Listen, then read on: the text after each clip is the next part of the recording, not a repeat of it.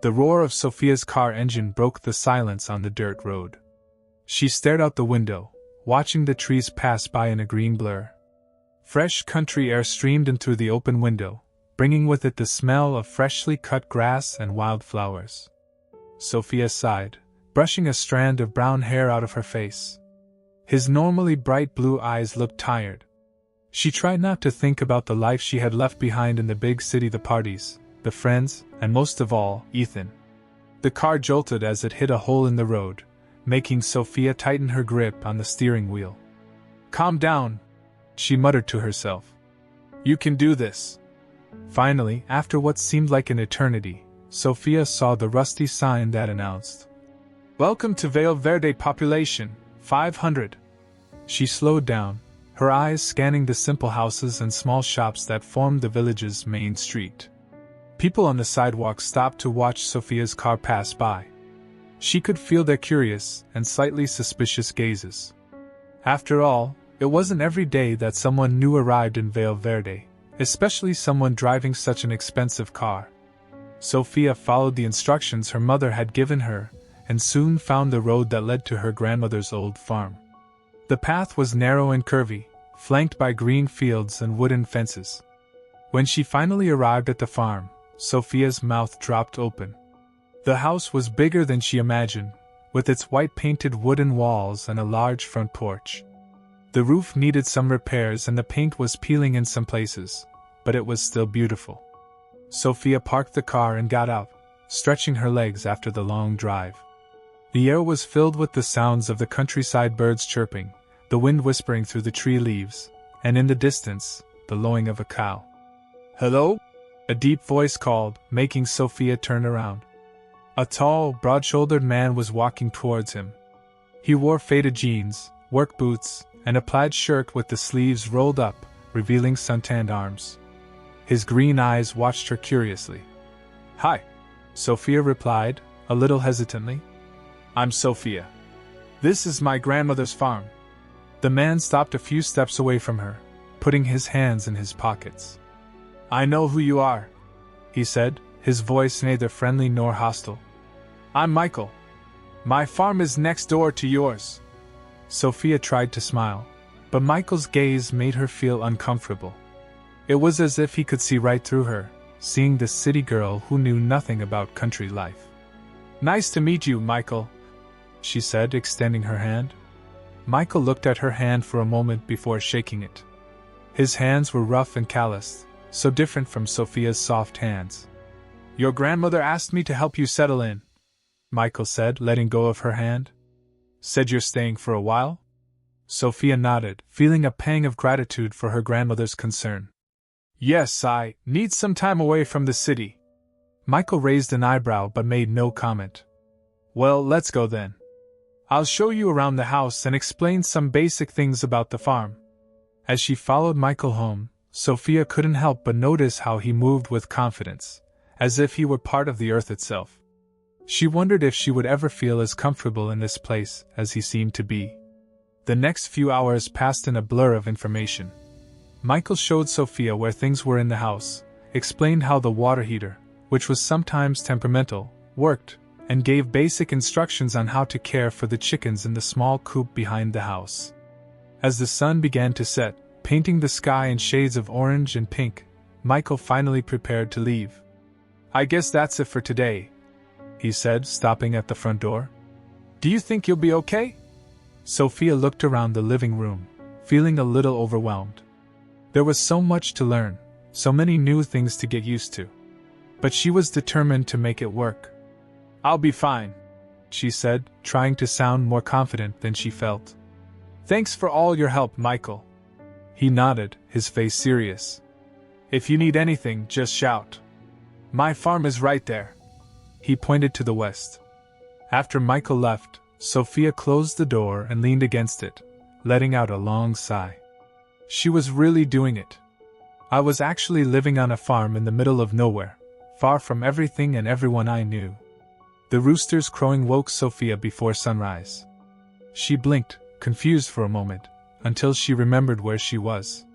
Her grandmother's farmhouse room was simple but cozy, with lace curtains that danced softly in the morning breeze. Sophia stood up, her bare feet touching the cold wooden floor. She walked to the window and opened the curtains, letting in the soft light of dawn. Outside, the world seemed to slowly wake up. The fog hung over the fields, giving the scene an almost magical air. With a sigh, Sophia got dressed and went down to the kitchen.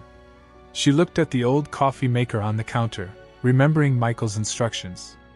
After a few failed attempts and a small spill, she finally managed to make some decent coffee. Holding the steaming mug, Sophia walked out onto the porch. The cool morning air enveloped her, bringing with it the smell of damp earth and freshly cut grass. She closed her eyes for a moment, taking a deep breath. "Good morning, sleepyhead," a deep voice surprised her. Sophia opened her eyes to see Michael walking towards the house, carrying a basket. "Sleepyhead?" she asked, raising an eyebrow. "The sun has barely risen." Michael laughed, a surprisingly pleasant sound. "At the farm, the day starts early. I brought you some fresh eggs and milk." Sophia took the basket, feeling a rush of gratitude. "Thank you, Michael. That's very kind of you." He shrugged, looking a little uncomfortable with the thanks. "It's what neighbors do. Besides, I promised your grandmother I'd take care of you." Sophia felt a pang of irritation. "I can take care of myself, you know?" Michael looked at her for a moment, his green eyes shining with something that looked like amusement. "Of course you can. Is that why you're holding that coffee mug like it's a life preserver?" Sophia looked down at her mug, realizing she was gripping it too tightly. She relaxed her fingers, feeling her cheeks turn red. "Look," Michael said, his tone softer. "I know this is all new to you. There's no shame in asking for help." Sophia nodded, feeling her irritation melt away.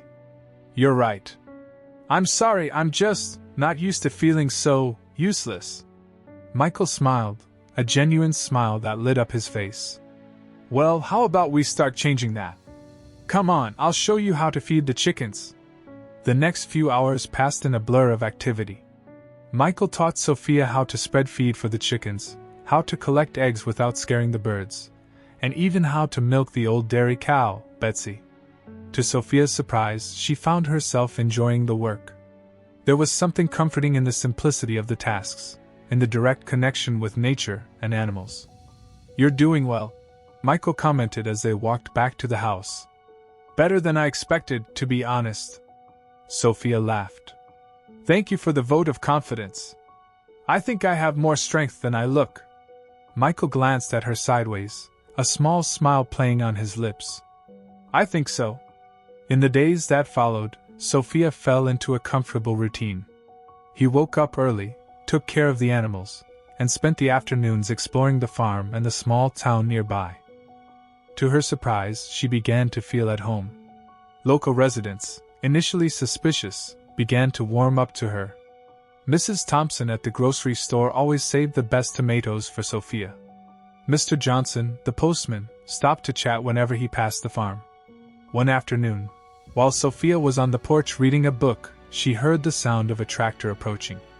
She looked up to see Michael stopping his old tractor near the fence. "Hey, Sophia," he called. "Want to go for a walk?" Sophia hesitated for a moment, but then smiled. "Why not?" She climbed onto the tractor, sitting next to Michael. The engine roared and they began to move across the fields. "So," Michael said after a moment of comfortable silence, "what really brought you to Vale Verde? If you don't mind me asking." Sophia looked at the horizon, feeling the wind on her face. "I needed a fresh start," she finally said. "My fiancé, well, ex-fiancé, he cheated on me. With my best friend." Michael was quiet for a moment. "I'm sorry," he said finally. "That must have been difficult." Sophia nodded. "It was. But you know what? Coming here. I think it was the best decision I ever made. I'm starting to find myself again." Michael smiled, a smile that made his eyes shine. "I'm glad to hear that." They continued the tour, Michael showing Sophia the boundaries of his property, explaining about the crops and the challenges of maintaining a farm today. "It's not easy," he admitted. Big corporations are always pushing, wanting to buy our land. But this farm has been in my family for generations. I can't just give it up. Sophia looked at Michael, seeing the passion in his eyes when he talked about the land. She felt something stir inside her, a growing admiration for this man who fought so hard for what he believed in.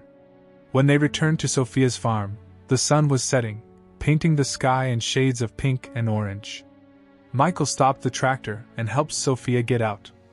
"Thanks for the ride," she said, smiling. "It was enlightening." Michael nodded, suddenly looking a little shy. "Well, if you want, we could do this again sometime." Sophia felt her heart speed up a little. "I'd like that," she said softly. As she watched Michael drive away on the tractor, Sophia realized that something had changed. Vale Verde was no longer just a temporary refuge. It was becoming a home. And Michael, well, he was becoming much more than just a helpful neighbor. With a smile on her face, Sophia walked into the house, feeling lighter than she had in months. Maybe, she thought, sometimes you need roots to grow wings. The sky darkened over Vale Verde, heavy clouds gathering on the horizon. Sophia watched from the balcony, feeling the change in the air. The wind was blowing stronger, making the trees dance a wild dance. "It looks like rain is coming," said a familiar voice behind her. Sophia turned to see Michael walking up the porch steps, his face worried. "It's just rain, isn't it?" she asked, noticing the tension in his shoulders. Michael shook his head. "It could be a strong storm. We need to prepare everything." Together they ran around the farm. Michael showed Sophia how to close the barn windows tightly, how to store loose tools, how to protect the most fragile crops. As they worked, Sophia noticed how her hands, once soft and delicate, now had calluses and scratches. She smiled to herself, proud of these little marks of her new life. The first thunder roared in the sky when they finished. They ran back to the house, the rain starting to fall in big, heavy drops. "Phew, we did it!" Sophia laughed, shaking the water out of her hair. Michael smiled, his eyes shining with something Sophia couldn't decipher. "You did well," he said softly. "You're becoming a real farmer." Sophia's heart quickened at the compliment. She opened her mouth to respond, but was interrupted by the shrill sound of the phone. Michael answered, his face turning serious as he listened. When he hung up, he looked at Sophia with concern. It was Mr. Thompson. "The creek is rising fast. If it continues like this, it could flood the lowlands." Sophia felt a tightness in her chest. "What can we do?" "We need to go over there, help build sand barriers," Michael replied, already moving towards the door. "It's going to be dangerous. You don't have to come if you don't want to." Sophia lifted her chin, determined. "I will. This community has welcomed me. I want to help." The look Michael gave him was one of surprise and admiration. They set out in the pouring rain, driving Michael's old tractor into the lowlands. There, they found several residents already working, filling bags with sand and forming barriers. Sophia dove into her work without hesitation. Her back hurt, her arms shook with exhaustion, but she didn't stop. By his side, Michael worked tirelessly, guiding and encouraging everyone. The hours passed in a blur of rain, mud and exertion. The storm raged around them, but the determination of Vale Verde's residents was stronger. Finally, as the sky began to lighten, Mr. Thompson shouted, "We did it! The water level is going down!" A cry of joy echoed among the exhausted workers. Sophia found herself laughing and crying at the same time, hugging Michael without thinking. He hugged her back, strong and safe. "You were amazing," he whispered in her ear. Sophia pulled away a little, looking into Michael's eyes. There was something there, a spark, a promise. The moment was broken by the sound of an approaching car. Everyone turned to see a luxurious vehicle stopping on the muddy road. Sophia's heart stopped when the door opened and Ethan walked out, impeccable in his expensive suit. "Sophia?" he called, his eyes widening at the sight of her covered in mud. "What's going on here?" Sophia felt Michael tense beside her. She took a deep breath, knowing that a different storm was about to begin. Ethan, she said, her voice firm. What are you doing here? Ethan walked over, grimacing at the sight of the mud on his expensive shoes. I came to get you, of course. That's enough of this madness of playing farmer. It's time to go home. Sophia felt a wave of anger rise in her chest. This is my home now, Ethan. And I'm not kidding at all. Ethan laughed, a condescending sound that made Sophia cringe. Ah, honey. Look at you. All dirty, working like a, well, you know.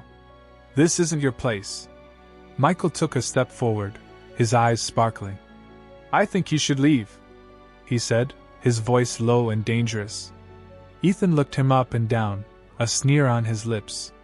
And who are you to tell me what to do? The redneck boyfriend? Sophia saw Michael's fist clench and quickly stepped between the two men. Enough, Ethan. You have no right to talk like that. Not to me, not to anyone here. Ethan seemed surprised by the firmness in her voice. Sophia, be reasonable. You don't belong here. Come back with me. We can forget all this, start over. For a moment, Sophia hesitated. A part of her, the part that still remembered the luxurious and easy life she had in the city, wanted to say yes. But then she looked around. He saw the tired but proud faces of the residents of Vale Verde. He saw the land they had just saved together. And she saw Michael, his green eyes filled with an emotion she finally recognized as love. No, Ethan, she said, her voice calm but firm. My place is here. With these people. With this land. She turned to Michael, taking his mud-stained hand. With you, she whispered, just for him to hear. Michael's face lit up with a smile that made Sophia's heart melt. Ethan looked at the two in disbelief. You can't be serious. Sophia, think about it. You're throwing away everything we've built. Sophia shook her head, feeling lighter than ever. No, Ethan. I'm building something new. Something real. With one last look of disbelief, Ethan returned to his car and drove away, leaving behind only a cloud of dust. Sophia turned to Michael, her heart pounding. Sorry about that, she began, but was interrupted when he pulled her into a passionate kiss. When they separated, they were both smiling, ignoring the whistles and applause of the surrounding residents. Well, Michael said, his eyes shining with happiness. I think we have a lot to talk about. Sophia laughed, feeling more alive than ever. Yes, she agreed. But first, how about a hot shower and a cup of coffee? The sun danced between the leaves of the trees, creating playful shadows on the farm floor. Sophia walked through the orchard, a basket hanging from her arm, picking ripe apples. Each fruit she picked was like a little treasure, full of sweet promises. Michael appeared through the trees, carrying a ladder. His smile was as bright as the sun above them. How's the harvest going? He asked, placing the ladder against a particularly tall tree. Sophia lifted her basket proudly. Look, I think we have enough to make pies for the whole town. Michael laughed, a sound that warmed Sophia's heart. Well then I'd better hurry. I don't want to fall behind in the harvesting competition. They worked side by side, talking and laughing. Sometimes their hands would touch when they reached for the same apple, and a shiver of joy would run through Sophia's body. Suddenly, an excited scream broke the silence of the orchard. Aunt Sophia! Uncle Michael! A curly-haired girl came running through the trees, followed closely by her parents, Sarah and Tom, the new neighbors who had moved to the farm next door. Hello, Lucy! Sophia smiled, bending down to hug the girl. Come to help us with the harvest? Lucy nodded enthusiastically. Can I climb the tree to get the apples up there? Michael exchanged an amused look with Lucy's parents before responding. How about if I lift you on my shoulders? That way you can reach the highest apples without putting yourself at risk. The afternoon passed in the blink of an eye, full of laughter, stories, and the sweet aroma of ripe apples. As the sun began to set, turning the sky pink and orange, everyone sat down on the grass for an impromptu picnic. You know, Sarah said, biting into a juicy apple, when we decided to move to the country, we were scared. But you two made us feel so welcome. Tom agreed. It's true. This community is special.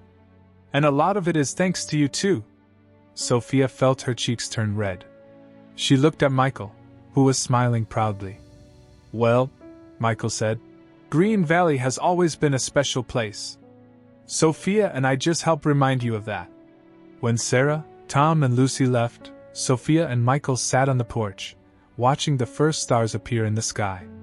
It's amazing, isn't it? Sophia said softly. How everything has changed in such a short time. Michael took her hand, their fingers intertwining naturally. You changed everything, Sophia. Not just for me, but for the entire community. Sophia shook her head, smiling. It wasn't just me. It was us. Together. Michael was silent for a moment, looking thoughtful. Then, to Sophia's surprise, he stood up and knelt in front of her. Sophia, he said, his voice shaking a little. When you got here, I thought you'd be just another city girl who couldn't handle country life. But you proved me how wrong I was. You're strong, brave, and has the kindest heart I've ever met. He took a small box out of his pocket, opening it to reveal a simple but beautiful ring. I love you, Sophia. Will you marry me? Sophia felt tears of happiness fill her eyes. His heart felt like it was going to explode with joy. Yes, she exclaimed, throwing her arms around Michael's neck. Yes, yes, 1,000 times yes. Michael spun her around in the air, both of them laughing and crying at the same time. When he finally set her down, he slipped the ring onto her finger. It was perfect. Look, Michael said softly, pointing to the sky. Sophia looked up and saw a shooting star cutting across the night sky. Make a wish, Michael whispered. Sophia closed her eyes for a moment, then opened them, smiling. I don't need to. I already have everything I ever wanted right here. In the days that followed, news of the engagement spread throughout Vale Verde like wildfire. The entire city seemed to vibrate with the couple's joy. The big day arrived on a sunny autumn Saturday. The ceremony was held in the orchard, the trees laden with ripe apples serving as the perfect backdrop. Sophia walked down the makeshift hallway between the trees, her simple but elegant dress flowing around her. Michael was waiting for her under an arch of flowers, his eyes shining with love. When they exchanged their vows, there wasn't a dry eye among the guests. The words of love and commitment echoed through the orchard, carried by the gentle wind. The party that followed was a true celebration of the community. Everyone brought something: apple pies, homemade cider, songs played on old but well-cared-for guitars. As they danced under the stars, Sophia looked around. He saw the smiling faces of his new friends and neighbors. He saw the land he had learned to love and care for. And she saw Michael, the man who had stolen her heart and shown her a new world of possibilities. What are you thinking about? Michael asked, turning her gently. Sophia smiled, her heart overflowing with happiness. I'm thinking about how funny life is. I came here looking for a temporary refuge and I found a forever home. Michael pulled her closer, kissing her softly. And I found the love of my life in a girl from the city who I didn't think would last a week here. They laughed together, their hearts beating in perfect tune. That night, as the last notes of music faded and the guests left, Sophia and Michael stood hand in hand, looking out at their farm, their home. I'm excited to see what the future holds, Sophia said softly. Michael smiled, shaking her hand. Whatever it is, we will face it together. As we always have. And so, under a starry sky in Vale Verde, Sophia and Michael began the next chapter of their lives. A love story that started with a broken heart and ended with a new beginning. A story that proved that sometimes you have to lose yourself to find yourself, and that true love can blossom in the most unexpected places.